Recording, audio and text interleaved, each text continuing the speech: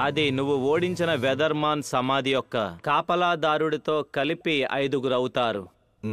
పారిపో. మా నుంచి పారిపోగలననే అనుకున్నావా? మీకిక్కడ కూడా నా అవసరం లేదు. నన్ను వెళ్ళని. లైబ్రరీలో మేము చేయగలిగిన రీసెర్చ్ అంతా చేశాము, కానీ నిజానికి మా దగ్గర ఉన్నటువంటి రీసెర్చ్ వివరాలన్నీ కూడా ఇప్పటికే ఆన్లైన్లో ఉన్నాయి. అయితే మీకు ఒక ఆఫర్ ఇస్తాను.